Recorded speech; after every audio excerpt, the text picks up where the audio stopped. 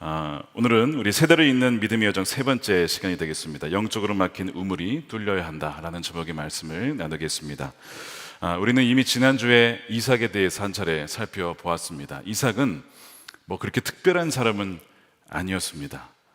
모든 것이 아버지 아브라함이 누렸던 또 받았던 약속과 그 복을 그대로 받은 사람입니다. 아브라함은 개척자였다면 이삭은 그저 자신의 부르신 곳에서 머무는 사람이었죠.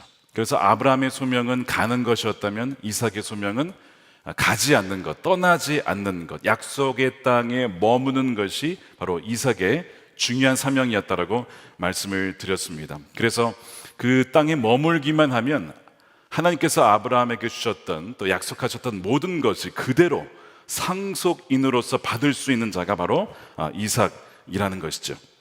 그래서 우리 모두에게는 아브라함의 경험이 있어야 됩니다. 즉 떠나는 경험이 있어야 되고 동시에 이삭의 경험도 있어야 돼요. 즉 머무는 경험도 있어야 됩니다. 이것은 모든 그리스도인들에게 신앙의 여정 가운데, 믿음의 여정 가운데 겪는 경험들이에요. 떠날 때가 있다면 머물러야 할 때, 버텨야 할 때, 가지 않아야 할 때가 있다는 것이죠. 그래서 주님과 함께 우리가 떠나기도 하고 머물기도 하는 그 법을 여러분 배워야 합니다. 그리고 바로 이삭 없이는 하나님의 뜻이 이루어지지 않았기 때문에 아브라함과 이삭과 야곱의 하나님이라고 했을 때 이삭 없이는 이것은 이루어질 수 없는 것이었어요. 그래서 내 삶이 아무리 평범해 보여도 여러분 부르신 자리에서 머물러 있는 것은 너무나 중요한 것입니다. 그래서 다시 인사하실 때 우리 부르신 곳에서 머무는 자가 됩시다. 인사하겠습니다. 부르신 곳에서 머무는 자가 됩시다. 부르신 곳에서 머무는 자가 됩시다. 네, 정말 중요한 일입니다. 자, 그러면 이삭은 더 이상 볼 것이 없는가? 아무리 이삭이 평범해도 한 번의 설교로 끝날 정도는 아닙니다, 여러분. 그래서 오늘 두 번째 이삭에 대한 말씀을 나누려고 합니다. 이삭이 가나안 땅에 머물면서 큰 일을 한 것은 아니지만 중요한 일을 했습니다. 뭐냐면 갱신을 하고 회복을 시키는 그런 일을 했습니다. 왜냐하면 오늘 본문에 보면 계속 나오는 이야기가 우물을 다시 팠다, 우물을 다시 팠다, 우물 판 이야기만 계속 나옵니다. 성경이 왜 이렇게 반복적인 이야기를 다룰까? 너무나 중요하기 때문에 그래요. 이삭이 우물을 파내야 했던 이유는요, 그 우물이 막혀 있었어요. 블레셋 사람들에 의해서 아버지 아브라함이 팠던 우물이 다 메꿔져 있는 거예요. 메워져 있는 거예요. 자, 14절 보십시오. 블레셋 사람이 그를 시기하여 그 아버지 아브라함 때의 그 아버지의 종들이 판 모든 우물을 막고 뭘로 메웠어요? 흙으로 메운 거예요. 참 악독한 사람들입니다. 시기하여서 더 이상 그 생명수를 얻을 수 없도록 흙으로 다 막아버린 겁니다. 그러니까 그 당시에 여러분 고대 근동, 뭐 지금도 마찬가지인데요, 물이 너무나 귀한 거죠. 물은 곧 생명입니다. 이 신명기 11장에 나오지만 이 가나안 땅은 애굽과 다릅니다. 애굽은 그래도 강이 있어서 건기 때에도 그래도 물을 구할 수가 있어요. 그런데 가나안 땅은 여러분 그렇지가 않다라고 했습니다. 하늘에서 내린 빗물로 밭에 물을 대야 합니다. 즉 비가 있어야 하고 어떤 그것을 담을 수 있는 우물이 있어야 되는데 우물이 많지가 않아요. 강은 더더군다나 거의 없습니다. 그러니까 이 우기가 10월에서 4월, 그 다음에 건기가 5월에서 9월이거든요. 이 건기 시즌에는 골짜기에 물이 흐르다가도 그냥 말라버립니다. 물이 사라져버려요. 구하기가 너무나 어려운 것이죠. 그래서 사람들이 물을 어디서 얻었냐면 땅을 파서 그 샘의 근원을 찾아서 우물을 파는 거죠. 그래서 그 우물에서 물을 많이 얻었습니다. 그래서 우물을 누군가가 소유했다는 것은 그건 번성을 상징하는 것이었습니다. 그리고 곧 우물에는 이름이 부여가 됐어요. 독특한 이름이. 예를 들면 부엘세바라고 하는 단어가 오늘 본문에도 나오지만 이름의 뜻은 맹세의 우물입니다. 그러니까 아브라함과 아비멜렉이 맺을 때에 맹세했거든요. 거기서 우물에서 했습니다. 그래서 그 이름을 이제 부엘세바라고 하는 것이죠. 뭐 어쨌든 그 맹세 우물이라는 것이 이제 나오게 되고요. 여러분 그 다음 사진에 이제 보시면 그 부엘세바에 있는 한 우물의 모습입니다. 거기에 보시면 그 굉장히 깊죠. 우물이 굉장히 깊습니다. 그래서 자칫하면 저게 빠질 수가 있어요. 평소에는 저 입구를 덮어 놓습니다. 그래서 이제 예수님도 뭐 소가 우물에 빠지면, 안식일에 빠지면 구하지 않겠냐, 뭐 그런 얘기를 하신 것이 빠지는 경우가 있기 때문에 그래요. 그러니까 굉장히 깊은 곳까지 파야만 이 샘물을 얻을 수가 있었던 것이죠. 그러니까 이삭은 이 우물이 필요했습니다. 우물 없이는 살 수 없었기 때문에 그런 것이죠. 그런데 말씀드린 대로 이제 아비멜렉이 이 이삭을 어떻게 하라 그러죠? 떠나라고, 갖고 떠나라고 해가지고 결국에는 그 그랄 지역을 떠나게 돼요. 그렇지만 가나안 땅을 떠나지는 않습니다. 조금씩 이동을 하지만 가나안 땅을 떠나지는 않아요. 그러면서 이동을 하면서 그가 물을 찾아요. 근데 여러분, 그 당시에 뭐 수맥 탐지기가 있는 것도 아니고 우물을 어떻게 팝니까? 말이 안 되잖아요. 아무데나 판다고 물이 나오는 것이 아니기 때문에 너무나 어려운 일이죠. 그런데 이 이삭이 무슨 생각을 하냐면 바로 아버지 아브라함이 팠던 그 우물의 위치를 기억을 하고 있었어요. 아마 기억력이 굉장히 좋았던 것 같습니다. 아버지가 팠던 우물을 찾아내서 그 우물을 다시 파게 되는 거예요. 자, 그래서 18절에 보십시오. 그 아버지 아브라함 때 팠던 우물들을 다시 팠으니 이는 아브라함이 죽은 후에 블레셋 사람이 그 우물들을 메웠습니다. 이삭이 그 우물들의 이름을 그의 아버지가 부르던 이름으로 불렀더라. 성경은 계속해서 오늘 본문에 계속 우물을 팠다 그 얘기를 하고 있어요. 왜 그러냐? 여러분, 이제 우물은 성경에서 너무 중요한 상징을 갖고 있습니다. 너무나 중요한 상징이 바로 우물이 차지하고 있는 중요성이에요. 창세기에서 이 창조 사건 이후로 처음으로 우물에 대한 이야기가 나오는 것이 어디냐면 우리가 다루진 않았지만 창세기 16장입니다. 거기에 보면 사라가 임신을 하지 못하니까 아브라함과 하갈 사이에 그 이제 이스마엘이 잉태가 되죠. 근데 그거를 보고 이제 사라가 화가 난 거예요. 그래서 하갈이 나를 놀린다 해가지고 결국 그 하갈을 쫓아냅니다. 그러니까 하갈이 굉장히 그 서러워하면서 광야로 쫓겨나요. 근데 거기서 그가 샘을 발견합니다. 그러니까 사실은 죽는 건데 정말 우연치 않게 샘을 발견하게 돼요. 그리고 그 샘에서 하나님을 만납니다.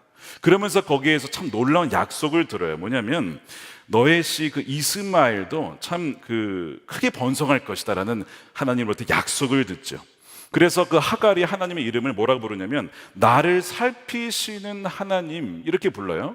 그래서 그 우물의 이름을 부엘라 헤로이, 즉 뜻은 뭐냐면 나를 살피시는 살아계신 분의 우물, 샘물 이런 뜻입니다.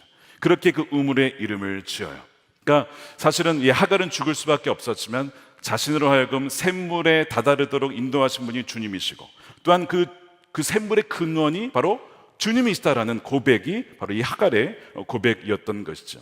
그래서 이사야서에 보면 우물을 구원의 우물이다 이렇게 표현을 합니다. 이사야 12장 3절 말씀에 그러므로 너희가 기쁨으로 구원의 우물들에서 물을 기르리로다. 자, 이 구원의 이야기를 예수님이 사마리아 여인과 어디서 만납니까? 우물가에서 만나는 거예요. 우물가에서. 그래서 예수님이 그 우물가에서 물은 내가 줄 수 있다 그러면서 말씀을 하시죠. 4장 14절에 내가 주는 물을 마시는 자는 영원히 목마르지 아니하리니 내가 주는 물은 그 속에서 영생하도록 솟아나는 샘물이 되리라. 그러니까 영혼을 살리고 생명을 살리는 물을 주실 수 있는 분은 나뿐이다라는 거예요. 주님뿐입니다. 이 여인은요 행복을 어디서 찾았냐면 남편에게서 찾았어요. 첫 번째 남편 별로예요. 두 번째 남편 여기도 아니었어. 세 번째, 네 번째,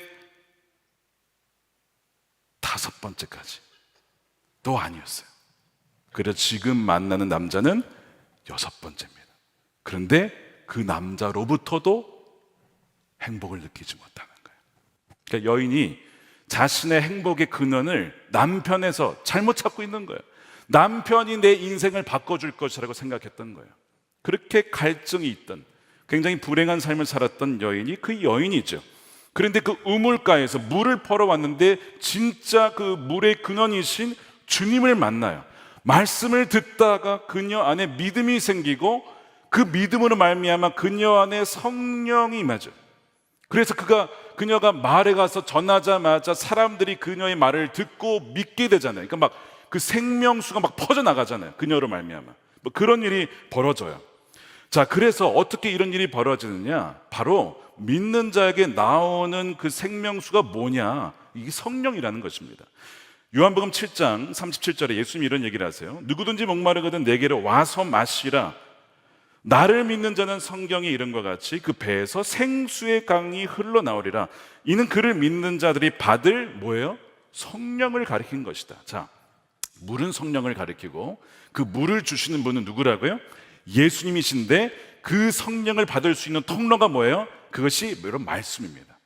여러분 말씀을 듣다 보면 믿음으로 말미암아 성령이 그의 마음에 임하면서 그 사람의 아픔과 상처를 치유하고 정말 그가 원하고 바랬던 진정한 그 갈증을 해결할 수 있는 유일한 분이신 우리 성령님, 바로 주님을 만나게 된다는 것이죠.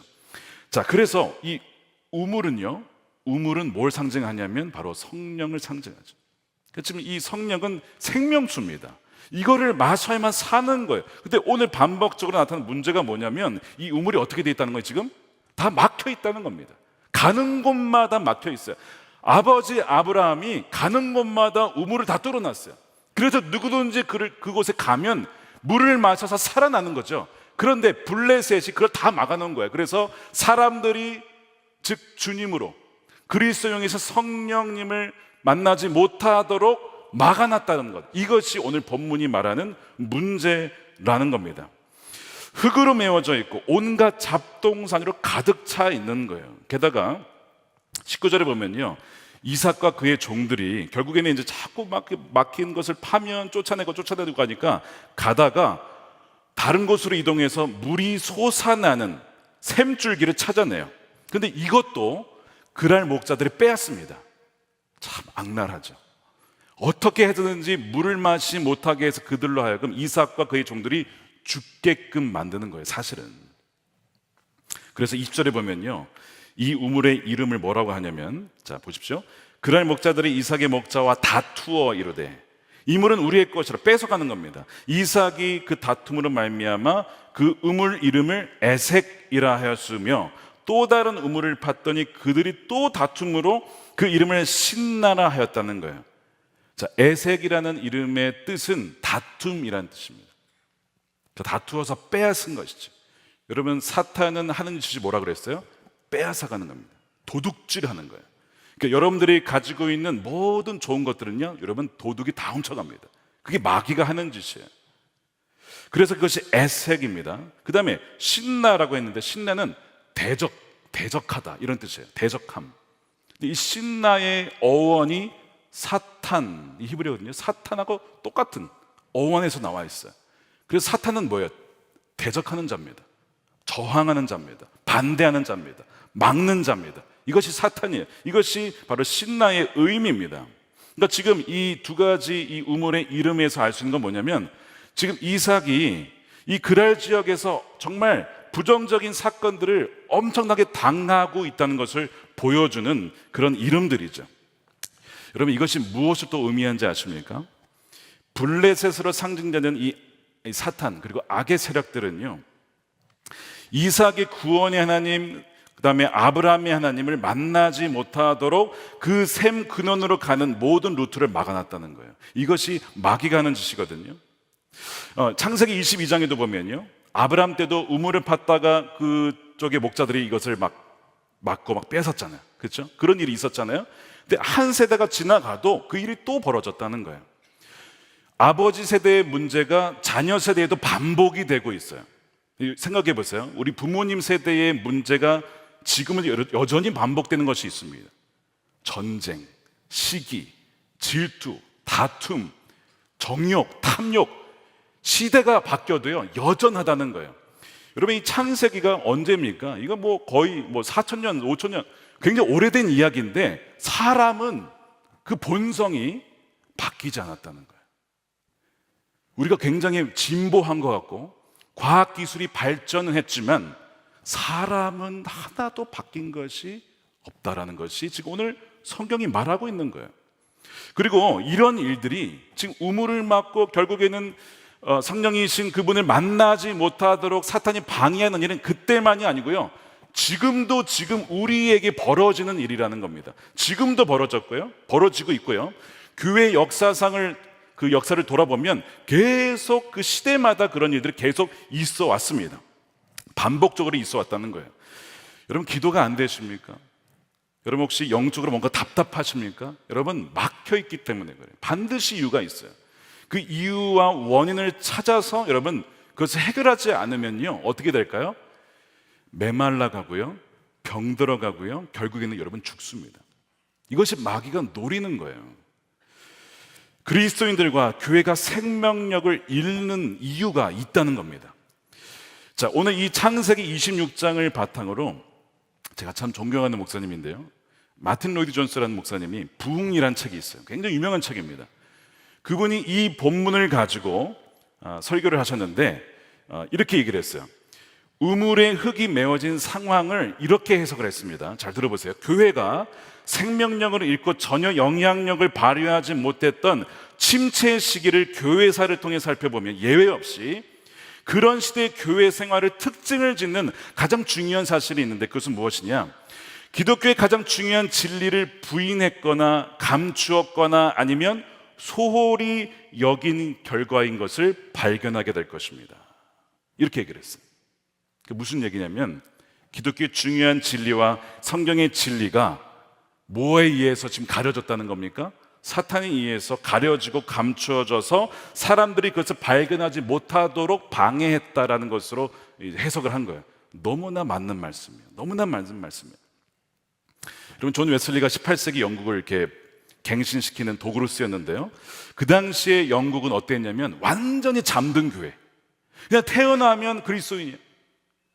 태어나면 그리스도인이기 때문에 별로 구원에 대한 감격도 없어요. 그러니까 모태신앙, 기도도 못해, 말씀도 잘 몰라, 아무것도 봉사도 못해, 아무것도 못하는 모태신앙이 돼버렸어요. 그리고 그냥 그렇게 살다가 죽으면 천국 간다라고 다 믿는 거예요.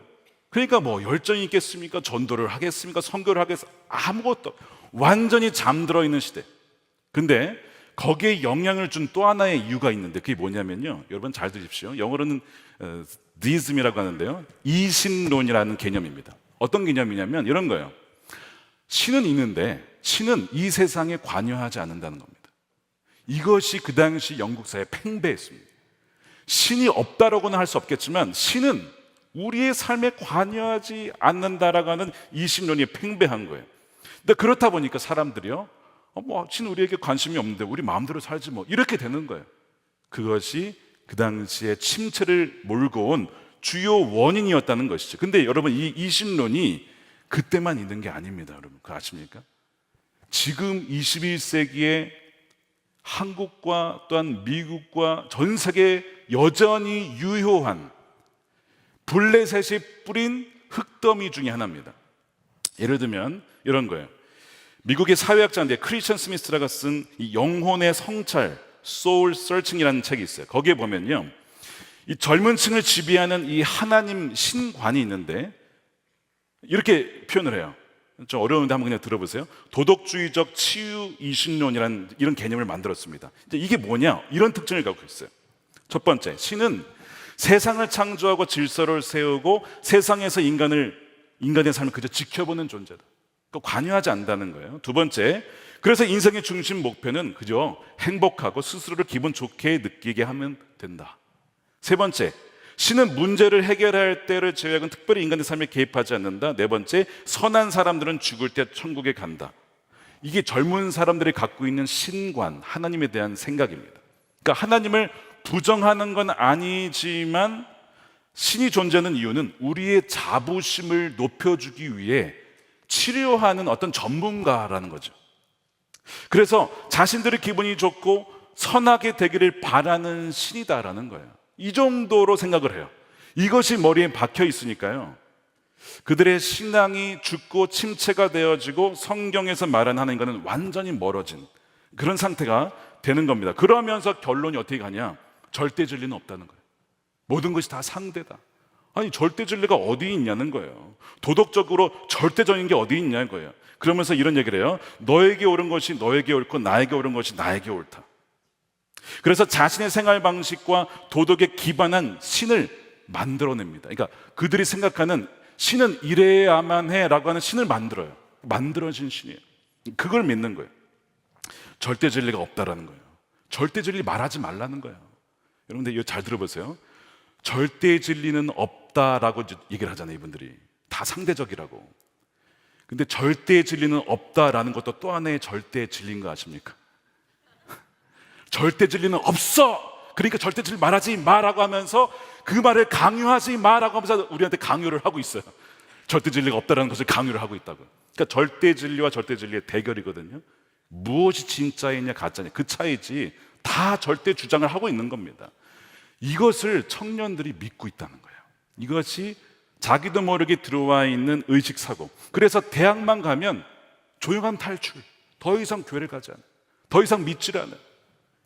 왜 탈출을 하느냐? 뭐 여러 가지 다른 원인도 있지만 이것이 그들의 무의식 가운데 어떤 가치관 가운데 스며들어 있기 때문에 그렇다는 거예요. 자기의 소견에 오른 대로 살아가는 시대가 사사기 때만이 아닙니다. 지금도 마찬가지예요. 내가 좋으면 옳은 거예요. 그렇게 가고 있는 것이죠. 자, 이것이 다음 세대의 머리와 사고관 안에 뿌려져 있는 블레셋이 뿌린 흙더미입니다. 흙더미. 이게 언제 주로 뿌려지냐? 고등학교, 대학교 들어갈 때 가장 많이 뿌려져요. 꽉 막혀 있는 겁니다. 그러니까 아버지 때에는 이 생명을 주는 우물들이 다 열려 있었는데 한 세대 만에 막혔다는 얘기는 그 믿음이 세대를 이어서 가지 못하도록 막았다는 거 아닙니까? 세대를 잇지 못하도록 한 세대 만에 마귀는 부모님 세대는 우리가 어떻게 막을 수가 없었지만 자녀 세대만큼 한번 막아보자 해가지고 온갖 쓰레기와 잡동사니를 우물에 다 쳐넣는 거예요. 어떻게 해요? 온갖 미디어와 온갖 반진리로 가득 찬 서적을 통해서, 그걸 통해서 사람들에게 머릿속에 심어 넣는 거예요. 자기의 머릿속에 뭐가 들어온지도 모르고 무분별하게 그걸 받아들이고 있어요. 그 씨앗이 시간이 지나면 어떻게 될까요? 어마어마하게 자랍니다. 그의 영혼을 완전히 사로잡아요. 그렇게 된다는 거예요. 그래서 이 믿음의 첫 세대에서 끝나버리도록 다음 세대로 믿음이 이어지지 못하도록 하는 것이 이 마귀가 가진 전략이에요. 그래서 우리가 이런 표현 쓰잖아요. 다음 세대가 아니라 다른 세대가 되는 그런 일이 왜 벌어지느냐? 이 블레셋이 하는 일들 때문에 그런 거예요. 여러분, 히스기야가 선한 왕이죠. 근데 그의 아들은 누구예요? 가장 악한 왕인 므낫세가 나오잖아요. 아니 어떻게 그렇게 선한 왕에서 그렇게 악한 왕이 나오냐 이거예요. 한 세대 만에. 여러분, 한 세대만이 그렇게 될 수 있다고요. 우물이 막혀버리면 그럴 수 있다고요. 이것이 지금 다음 세대의 학교와 가정과 온갖 우리 세상 속에서 벌어지고 있는, 현재 벌어지고 있는 일이라는 거예요. 그래서 오늘 본문은 뭐라고 하냐면 이 막혀있는 우물을 파내야 된다는 거예요. 파내야 된다. 블레셋이 막아놓은 또 다른 흙더미가 있어요. 하나님은 선하지 않다라는 흙더미가 있습니다. 아마 여기에 영향을 받은 분들이 아마 계실 겁니다. 이 말의 전제는 하나님은 계시다, 이거는 뭐 인정을 해요. 근데 이것을 우리가 지금 하나님이 계시지 않다라는 것도 물론 하나의 흙더미지만 계시지 않다라는 것은 우리가 여기서 다루지는 않겠습니다. 왜냐하면 이삭은 하나님을 부정하진 않아요. 그렇지만 지금은 그가 겪는 상황은 고난이에요. 어떤 역경입니다. 핍박입니다. 계속 여러 사람이 그것을 당하다 보면요, 어떤 생각이 들까요? 하나님은 선하시지 않아, 이런 생각이 들 수 있어요. 하나님이 선하시다면 내 삶에 이런 고난이 일어나도록 내버려 두지는 않으실 거라는 생각을 여러분 저절로 하게 돼요. 그걸 누가 집어넣느냐? 마귀가 집어넣는 거예요. 그래서 하나님은 선하시지 않다라는 이 짧은 명제가요, 그 사람에게 영향 미치는 것이 여러분 어마어마하게 크다는 거예요. 얼마 전에 어떤 분이 예배 후에 찾아오셨어요. 지난주에 기도할 때 그런 얘기를 했었거든요. 여기에 하나님이 선하시지 않다라고 믿는 분이 계십니다 했었는데 그분이 그러시는 거예요. 목사님, 그런 얘기 하셨죠? 제가 그 사람입니다. 저는 하나님이 선하다라는 것을 믿지 않았어요. 왜 그런가? 그런 교회에서 참 아픔이 많았습니다. 리더십으로부터의 상처가 있었고 아픔이 있어서 하나님이 선하시다면 어떻게 이런 일이 있을 수 있나 라고 생각을 받아들인 거예요. 그 생각을 누가 집어넣은 겁니까? 그럼 마귀가 집어넣은 거예요. 근데 그거를 덥석 받아들였어요. 여러분, 씨가 들어오게 되면 시간이 지나면 이것이 이제 뿌리를 내립니다. 이 쓴뿌리가 돼요. 이 열매를 맺게 돼요. 가시를 막 찌르게 됩니다. 남편과의 문제, 몸이 아파지고 남편도 아파지고 막 여러 가지 문제가 막 벌어지는 거예요. 그 얘기를 하시면서 제 안에 하나님에 대한 그 선하심에 대한 불신이 있었음을 발견하게 되었습니다. 저희 영혼과 가정이 서서히 죽어가고 있습니다. 목사님 기도해 주세요. 그런 분이 계셨습니다. 여러분, 이런 분들이요 굉장히 많습니다. 너무나 많아요. 하나님은 선하시지 않다. 그런 분들이 굉장히 많아요. 고통 때문에 그렇습니다. 누구나 어려움을 당하면, 또 그 어려움이 해결되지 않으면, 아무리 기도해도 변화가 없으면 여러분 그런 의구심 들지 않겠습니까? 예를 들어서 여러분, 우리가 다루었지만 사례가 오랫동안 임신을 못합니다. 그녀가 어떻게 얘기하는지 여러분 기억나세요? 창세기 16장 2절에 사례가 아브라함에게 이르되 여호와께서 내 출산을 허락하지 아니하셨으니, 하나님은 나에게 출산을 허락하지 않는 분이셔, 하나님은 내게 선한 분이 아니라는 것을 나는 결론을 내렸어. 그러니까 이제는 접고 하갈이랑 생명을 이어가십시오, 이런 얘기를 하는 거예요. 지금 이 하갈 안에 하나님은 내게는 선하지 않아라고 하는 그런 어떤 그 씨앗이 지금 들어간 것이죠. 너무나 서운한 거예요. 여러분, 하나님께 서운하신 분 계시죠? 하나님 너무 서운합니다. 어떻게 저한테 그러실 수 있나요? 지금 제가 몇십 년을 주님께 충성했습니까? 그런데 어떻게 이렇게 하실 수가 있어요? 너무 서운합니다. 하나님, 이런 분 분명히 여러분 계실 거예요. 그 서운함은 물론 경험이니까, 그는 그분의 진짜 경험이니까 그걸 부인할 수는 없어요.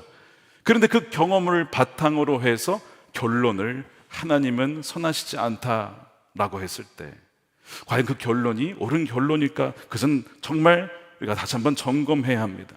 근데 그 서운함이 계속 두게 되면 그 영혼이 병들어요. 영혼이 아파지고요, 몸도 아파지고요, 그렇게 바뀌어 갑니다. 고통을 당하게 돼요. 마가복음 5장도 보면 혈루증 앓아온 여인이 나오죠. 몇 년을 고통당했습니까? 여러분 12년입니다. 12년. 5장 26절입니다. 여러 의사에게 보이면서 고생도 많이 하고 재산도 다 없앴으나, 여러분 이 정도면 병이 나았으면 괜찮아요. 근데 아무 효력이 없었대. 상태는 더 악화되었다는 거예요. 이 정도 고난을 겪으면 누가 하나님을 선한 하나님이라고 믿겠습니까? 저라도 쉽지 않을 것 같아요. 12년간 의사를 아무리 찾아다녀도, 돈을 다 썼는데도 병이 나아지기는커녕 더 악화되었다, 하나님은 선하시지 않아라고 결론을 내릴 법하다는 거죠. 여러분, 근데 이 혈루증 앓은 여인의 이야기가 이 성경 이야기가 아니라 우리 모두의 이야기예요. 수많은 그리스도인 여성들의 이야기입니다. 그러니까 이런 상황을 겪을 때마다 블레셋은 어떻게 하냐, 사탄은 어떻게 하냐, 흙더미를 던지는 거예요. 그래, 맞아, 하나님 선하시지 않아. 하나님 선하시다면 너에게 이럴 수가 있겠어? 말이 안 되지. 하나님은 참 악독하신 분이야. 하나님 안 계신지도 몰라. 야, 신앙을 떠나. 이런 식으로 계속 흙더미를 뿌리는 거예요. 계속. 바트 어만이라는 분이 계신데, 이분이 하나님의 존재와 고통의 존재를 둘 다 놓고 고민을 하는 거예요. 하나님이 계신데 어떻게 고통이 존재할 수 있냐. 그러면서 이 네 가지를 가설을 세우고 씨름을 합니다. 네 가지가 뭐냐면요, 첫 번째, 하나님이 존재하시다. 하나님이 존재하신다. 두 번째, 하나님이 전능하시다. 세 번째, 하나님은 사랑이시고 하나님이 선하시다. 근데 네 번째가 고통이 존재한다. 이게 네 가지가 공존할 수 있냐 이거예요. 그가 아무리 생각해도 이 네 가지는 공존할 수 없다라는 거죠. 왜냐? 하나님이 존재하시는데 어떻게 무고한 고통이 있을 수 있냐는 거예요. 아, 그러면 전능한 분이 아닌가 보다 생각할 수 있잖아요. 근데 전능하신 하나님이래요. 근데 전능하신 하나님이 고통을 없애지 않으셨어요. 그러면 전능하지 않은 거 아닌가? 아니, 전능하다니까? 그럼 전능한데 고통을 없애지 않았어. 그러면 선하신 하나님이 아닌 거네? 이렇게 결론이 가게 되는 거예요. 그래서 그의 결론은 뭔지 아세요? 하나님은 선하시지 않다. 이렇게 결론을 내게 됩니다. 고통을 제거할 수 있음에도 불구하고 악과 고난을 제거하지 않았기 때문에, 만일 하나님이 선하시다라고 한다면 전능한 분은 아니라는 거죠. 이렇게 되는 거예요. 이것을 뭐라고 부르냐면요, 불가능한 체스 경기다, 이렇게 불러요. 네 가지가 공존은 안 되고 하나는 죽어야 된다는 거예요. 선하신 하나님이 죽든지 전능하신 하나님이 죽든지, 그래야만 공존하지 내 말이 다 체스 위에 있을 수 없다는 거죠. 그러니까 그분이 학자로서 이거 지적 자살할 수 없다. 나는 결론을 하나님이 선하지 않다. 전능한 하나님은 맞는 것 같지만 선하신 하나님은 아닌 것 같다라고 결론을 내려요. 여러분 어떻게 생각하세요? 그분이 이제 이렇게 얘기합니다. 결론을. 나는 고통이 존재한다는 것과 하나님이 존재한다는 것을 동시에 믿을 수 없었다. 근데 뒤에 이렇게 얘기를 해요. 그러나 나는 하나님이 그립다. 하나님이 그립대요. 이분이 믿는 분이었거든요. 그러다가 고통 때문에 신앙을 버렸어요. 하나님 선하지 않다를 결론 내렸는데 뭔가 이게 아닌 것 같은 거예요. 여전히 나는 하나님이 그립다. 이렇게 고백을 하는 거예요. 그의 삶에 뿌려진 흙더미로 인해서 그는 나름 하나님을 이해해버리고 막 발버둥을 쳤습니다. 그러나 선하신 하나님에 대한 개념을 포기해요. 그래서 문제가 해결되느냐? 아니라는 거예요. 오히려 그는 하나님을 더 그리워합니다. 여러분 지금 그 사람에게도 벌어진 일이 뭐냐면 블레셋에 뿌린 흙더미죠. 가라지입니다. 잡초입니다. 그래서 마태복음 13장에 보면 예수님께서 하늘나라를 비유하시면서 밭에 뿌려진 가라지 이야기를 하시죠. 분명히 주인이 좋은 씨만 뿌려요. 좋은 씨만. 그러면 좋은 씨를 뿌렸으니까 거기서 알곡이 나와야 되잖아요. 근데 나중에 보니까 가라지가 같이 나오네. 그러니까 종들이 묻는 거예요. 아니 주인이시여, 아니 좋은 씨를 뿌렸는데 왜 이 가라지가 어디서 나오냐 이거예요. 이 고통이거든요. 악이거든요. 세상에 존재하는 이 고통과 악이 이 어디서 나왔냐 이거예요. 이 주인에게 지금 묻는 거예요. 그러면서 이 종들의 질문은 바로 이런 것이었습니다. 하나님이 선하시다고 하면서 어떻게 우리의 인생에 다툼과 싸움과 고통과 악의 문제가 존재하실 수 있냐 이거죠. 그러면 하나님이 이 모든 악과 고통의 원인이십니까? 라고 묻는 겁니다. 이 종들은 굉장히 불경한 질문일 수 있죠. 아니 주인에게 실제로는 하나님에게 이런 질문을 하다니 불경한 질문인데요. 근데 여러분 반대로 생각하면 그렇지 않아요. 이 질문을 할 수 있는 이유는 그 전제가 있어요. 하나님은 선하시다. 하나님은 선하신 분 아니냐라는 전제가 있으니까 이 질문을 하는 거예요. 이때 주인의 대답이 여러분 뭔지 아십니까? 마태복음 13장 28절에 주인이 이르되 원수가 그리하였구나. 원수가 가라지를 뿌렸다 이거예요. 세상을 파괴시켰다고요. 악을 허락했다 이거예요. 주었다 이거예요. 원수라는 것입니다. 원수가 교만케 하고 살인케 하고 분열시키고 중독케 하고 우리의 가정과 삶을 파괴시킨다는 것입니다. 이것이 주인의 대답이었어요. 이것이 예수님의 대답입니다. 고통스러운 사건들을 하나님이 일으키신 것이 아니라 원수가 그리했다라는 것을 분명히 함으로써 그 분노의 대상이 하나님이어서는 안 된다라고 말씀을 분명히 하는 거예요. 하나님이 내 사업을 망하게 하셨어. 하나님이 우리 가정을 파괴하셨어. 이렇게 모든 분노를 하나님께 돌리게 한 그것은 누구냐는 거예요. 이 블레셋이죠. 사탄이죠. 속이는 것이죠. 그렇게 해서 그 계속 악과 고통의 굴레에서 벗어나지 못하도록 만드는 것이 사탄의 기가 막힌 전략이라는 거예요. 혹시 우리의 삶 가운데 이런 블레셋이 뿌린 흙더미가 있지 않은지 혹은 가라지가 있지 않은지 여러분 어떻게 알 수 있는지 아십니까? 가라지가 뿌려지고 흙더미가 뿌려지면 증상이 나타납니다. 이런 증상이 나타나요. 깊은 의심, 두려움, 분노, 죄책감, 심한 우울감과 다툼, 아까 애색이라고 했죠. 대적하고 배우자와 배우자, 부부가 싸우고 자녀가 싸우고 대적하는 것. 여러분 이거 주님이 주신 게 결코 아닙니다. 신나잖아요. 여러분 이거 잘 생각해 보세요. 이거 진짜 하나님이 주셨겠습니까? 하나님 절대 이런 걸 허락하신 분이 아니에요. 주신 분이 아니거든요. 마귀가 주는 것들입니다.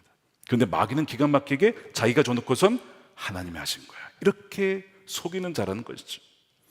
19세기의 위대한 설교자죠. 찰스 스펄전이 참 위대한 설교자인데요. 심한 우울증을 겪었습니다. 수십 년간 우울증과 씨름해야 했어요. 그래서 그가 우울증을 겪었다고 하면 아니 어떻게 목사가 우울증을 겪냐 이런 분들이 계셨대요. 그것 때문에 더 힘든 거예요. 그러니까 왜 그분이 이런 그 우울증을 겪었냐면요. 여러분 스펄전 설교를 한번 들어보십시오. 읽어보십시오. 들어볼 수 없는데 읽어보십시오.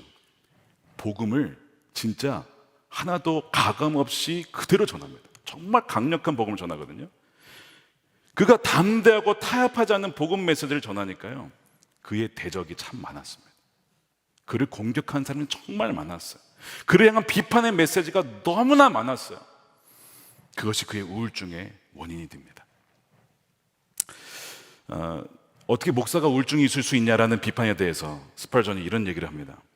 맹렬하게 비난하는 사람들이 우울증을 알게 된다면 위로가 필요한 것에 비난을 흩뿌리는 것이 얼마나 잔인한 일인지 그들은 알게 될 것입니다. 하나님의 자녀가 겪는 경험 중에는 영적인 암흑으로 가득한 일들이 있습니다. 하나님께 크게 사랑받는 종들은 그렇지 않은 사람들보다 더 많은 암흑의 고통을 경험했을 거라 저는 확신합니다. 정말 여러분 신실하게 살면요, 경건하게 살면 뭐가 온다 그랬죠? 박해가 있을 것이라고 했잖아요. 그 박해를 당하면 사람은 정서적인 사람이기 때문에 여러분 우울증 당할 수 있어요. 그 비난과 그 댓글, 여러분 댓글 때문에 왜 사람이 죽습니까? 그 말이요, 사람을 찌르는 겁니다. 댓글이 그 정도면요, 직접 대고 말하면 얼마나 더 심할까? 이메일로, SNS로 이루 말할 수 없는 거죠. 그러니까 지금 이삭이 당하고 있는 게 뭡니까? 약속의 땅에 남기로 했기 때문에 당하고 있는 거 아니에요? 애굽으로 갔으면 이런 일 없어요.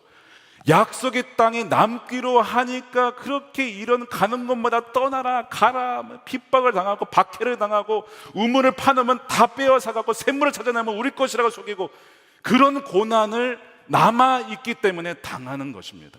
경건하게 살면 여러분 박해가 있어요. 지금 이삭에 당하는 고난이 그겁니다. 에색과 신나, 다툼과 대적함을 당하는 것입니다. 스펄전도 마찬가지예요.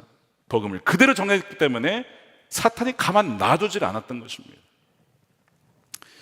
문제는 이것을 가만 놔두게 되면 이 병이 든다는 겁니다. 말씀드린 것처럼 그의 영혼을 병들게 하고 아프게 만들어요.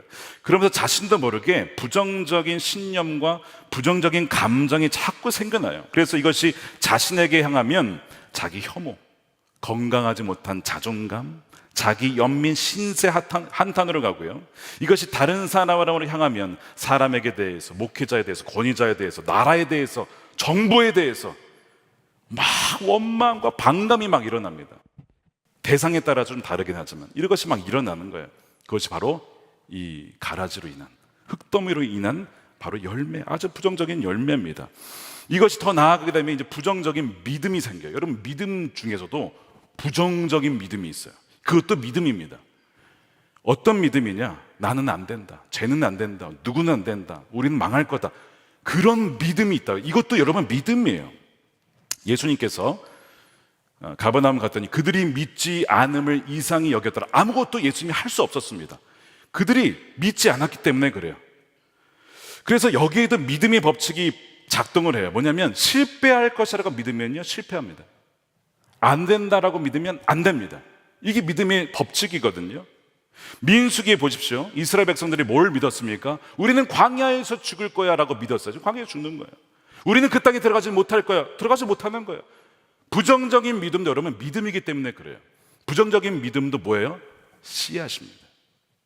씨앗이기 때문에 이것이 심겨지면 당장은 영향이 없을 수 있지만 씨앗은요 시간이 지나면 뿌리를 내리고 그거에 합당한 열매를 맺게 됩니다.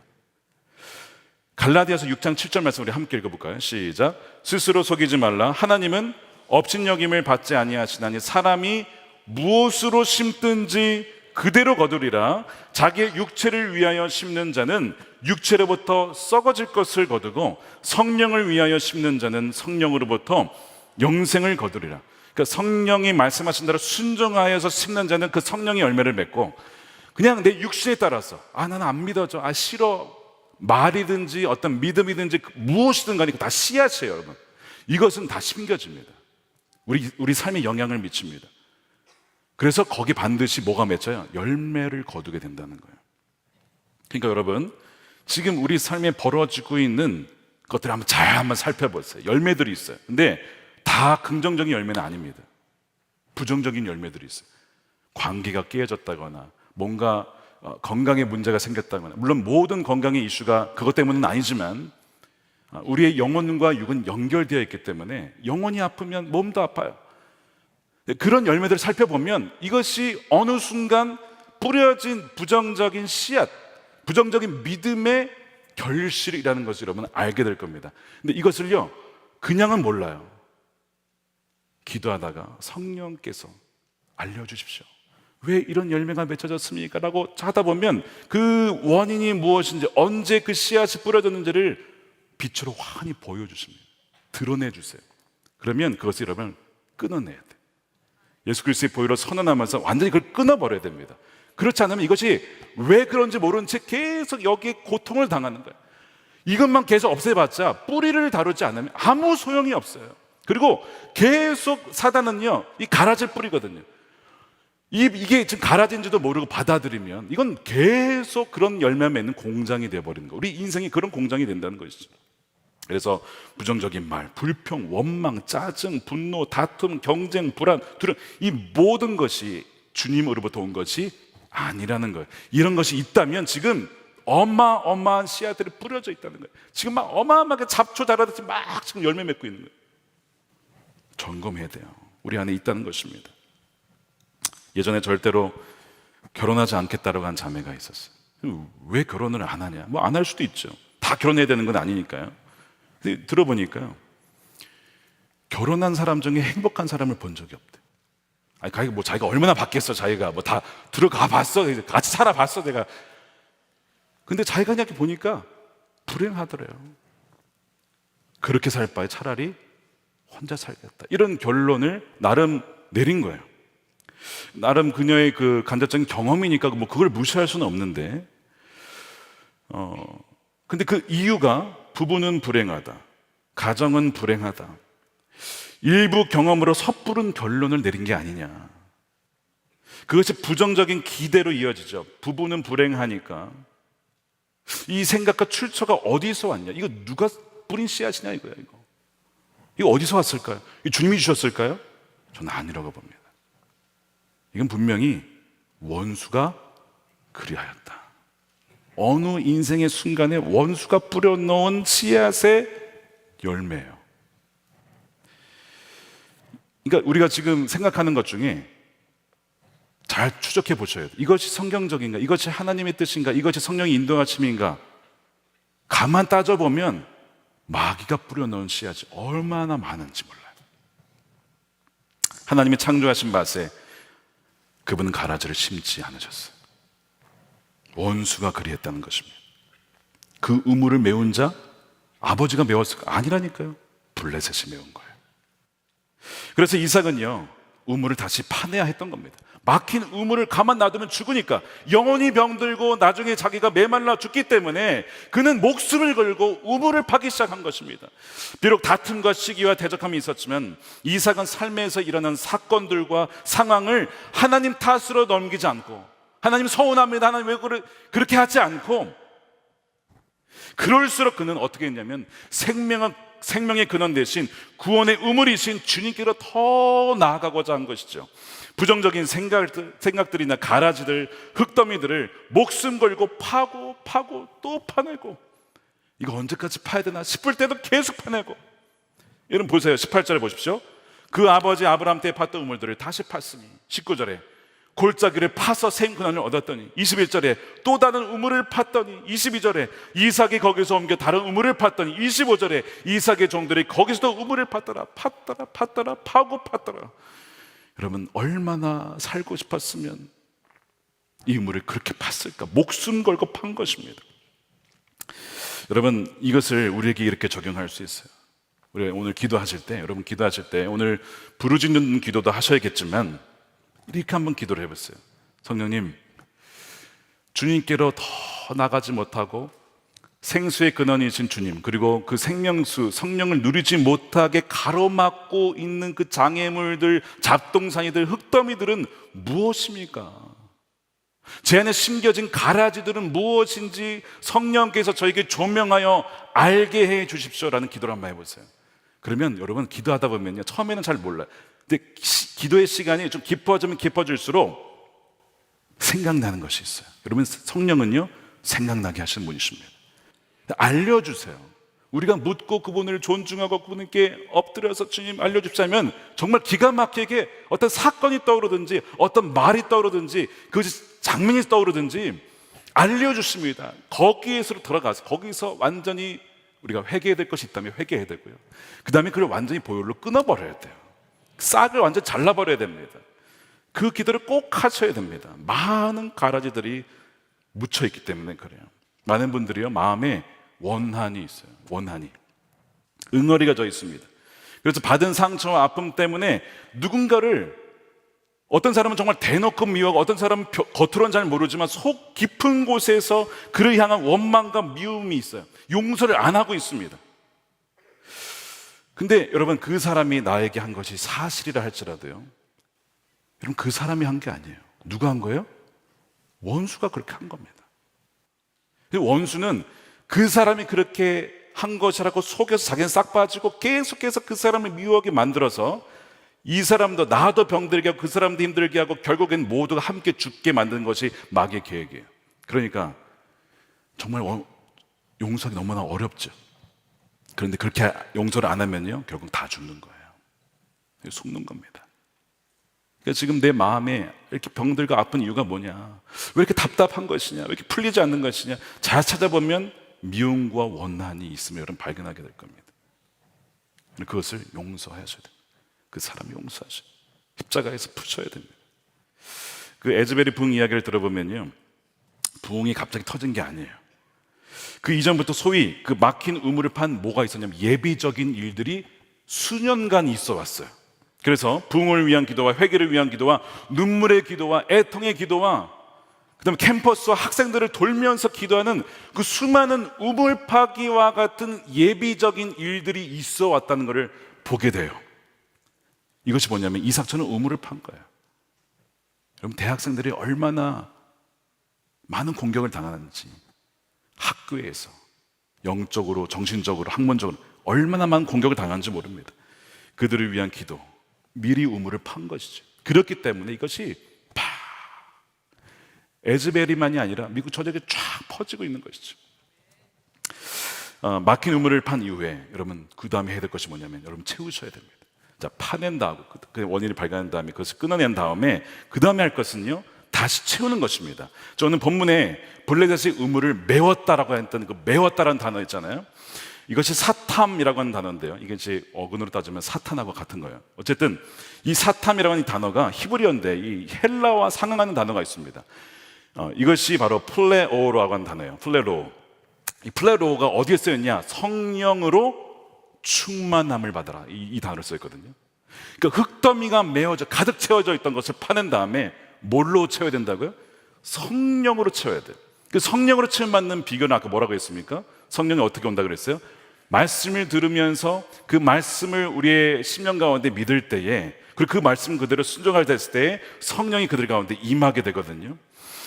그렇게 되면 그 사람의 영혼을 완전히 성령이 사로잡게 되죠. 자, 사례가 아까 뭐라고 했습니까? 여호와께서 나에게 임신하지 못하게 하셨다, 그렇게 결론 내렸었어요. 그렇죠? 그 마음 안에 흙더미가 가득 차 있는, 가라지가 가득 차 있어요. 마음이 서운한 거야, 하나님 앞에. 근데 얼마 지나지 않아서 하나님이 어떤 방문객의 모습으로 나타나셨어요. 그러면서 하나님 뭐라고 하시냐면 이런 얘기를 하시죠. 그 가라지를 제거하면서 그녀의 다음에 이맘때에 내가 반드시 너를 다시 찾아올 거야. 그때 너에게 아들이 있을 거야 라고 하시죠. 그녀에게 말씀으로 채워주십니다. 그리고 정말 그 말씀대로 오십니다. 방문하시죠. 그것을 파카드라고 했어요. 하나님의 특별한 방문과 돌보심. 그래서 그녀가 그렇게 오랜 기간을 우울해하고 슬퍼했지만 이제 주님께서 나를 웃게 하셨다는 고백을 하잖아요. 그의 마음이, 그녀의 마음이 치유가 일어나게 된 것입니다. 또한 여러분, 혈루증 앓았던 12년 동안 알았던 그녀의 경험 무엇입니까? 여러분, 역시 하나님은 선하지 않다였습니다. 근데 이상하게 그녀는 그럼에도 불구하고 하나님을 떠나지는 않아요. 이상하지 않아요? 12년간 돈 쓰고 의사를 만나도 병은 더 악화되었으면 하나님 떠날 만하지 않습니까? 그런데도 그녀는 하나님을 떠나지를 않아요. 예수님에 대한 소문을 들어요. 그리고 예수님을 찾아갑니다. 차마 만날 수는 없어. 그럴 용기는 없어. 그런데 그녀 안에 사실 이 12년간 수많은 고통과 아픔 때문에 여러분 얼마나 많은 흙더미와 가라지가 쌓였겠습니까? 하나님한테 원망이 있었겠어요. 근데 그 가라지와 그 흙더미 안에 뭐가 있었냐면 아주 자그마한 씨앗이 있었는데, 어떤 씨앗이냐? 이런 이 믿음의 씨앗이 있었던 거예요. 내가 그의 옷에, 옷자락에 손만 대기라도 하면 구원을 얻을 거야. 고침을 받을 거야. 여러분, 기적 아닙니까 이거? 12년간 그렇게 수많은 의사를 만나고 돈을 다 썼는데 병은 더 악화됐음에도 불구하고 벌써 신앙 버렸다고 이걸 대부분 사람들 같았습니다. 그런데 떠나지 않고 예수 믿는 소문을 듣고 옷자락만 만지면 내 병이 날 거야 라고 하는 그 믿음이 어디서 나왔는지 예수님을 그렇게 터치를 하게 돼요. 그때 여러분, 주님이 뭐라고 하십니까? 주님이 뭐라고 하시죠? 따라. 그리고 내 딸아, 내 딸이라고 얘기했어요. 12년간 하나님 날 버리셨어. 버리지 않고서야 내가 어떻게 이렇게 이 병을 12년간이나 앓고 재산 다 탕진하고 몸도 버려가면서 하나님이 선하시다면 이럴 수는 없지라고 떠날 만도 한데, 알고 봤더니 그렇지 않았어. 하나님 날 버린 게 아니었어. 모르시다 하지 않고 뭐라고 부르신다고요? 딸아, 내 딸아. 그 내 딸이래요. 내 딸아, 너의 믿음이 너를 구원했어. 평안히 가라. 그동안 너무 아팠지, 너무 힘들었지. 내 딸아, 이제는 평안히 가라. 내 병에서 놓여 건강할지어다. 건강할지어다.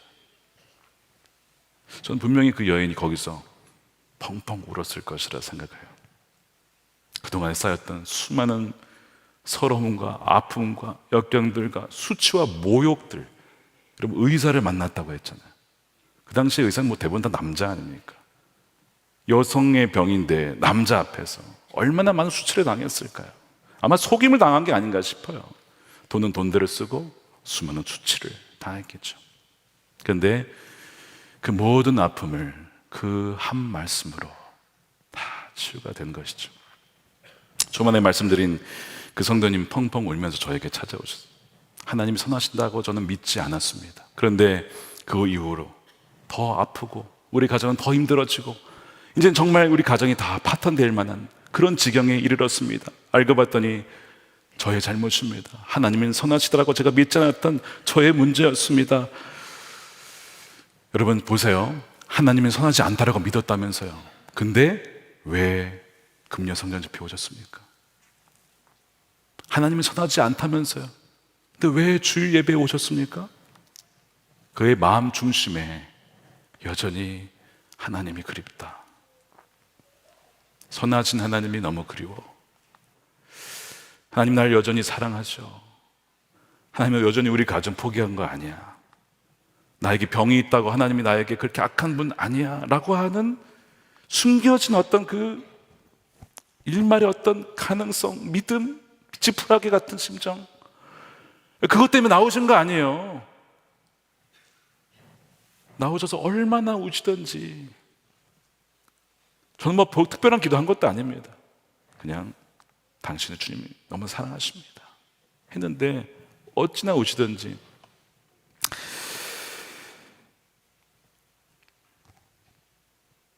그럼 사랑하는 여러분, 가라지와 흙더미를 여러분 치우셔야 돼요. 오늘 여러분 기도하실 때 완전히 매듭을 지었으면 좋겠습니다. 하나님은 선하신 분이십니다. 하나님은 여러분을 사랑하십니다. 하나님은 그냥 사랑 그 자체입니다. 우리는 너무나 사랑하셔서 자신의 독생자를 다 주고 또 더 줄 것이 없을까 싶어서 다 내어주신 분이 우리 하나님이시라는 거죠. 24절에 하나님 이삭에게 나타나십니다. 난 너희 아버지를 보살펴준 하나님이야. 내가 너와 함께 있다. 내가 너와 함께 있어. 너가 고난이 있어도 역경이 있어도 내 널 떠난 게 아니야. 내가 너와 함께 있어. 두려워하지 마. 너에게 복을 주고 너의 자손은 불어나게 될 거야 라고 하니까 그 말씀에 지금까지 숱한 다툼과 차별과 박해를 당했는데 그냥 그 말씀 하나로 이삭이 얼마나 마음에 감사했든지 25절에 이삭이 그곳에 제단을 쌓고 주님의 이름을 부르며 예배하였다. 뭐라고 예배했을까요? 저는 분명히 이렇게 했을 거예요. 하나님을 찬양하고 감사했을 것입니다. 왜냐하면 여러분 에베소서 5장에 보면 성령 충만한 자의 특징이 나와요. 19절에 이렇게 나옵니다. 시와 찬미와 신령한 노래로 서로 화답하며 여러분의 가슴으로 주님께 노래하며 찬송하십시오. 모든 일에 언제나 우리 주 예수 그리스도의 이름으로 하나님 아버지께 감사를 드리십시오.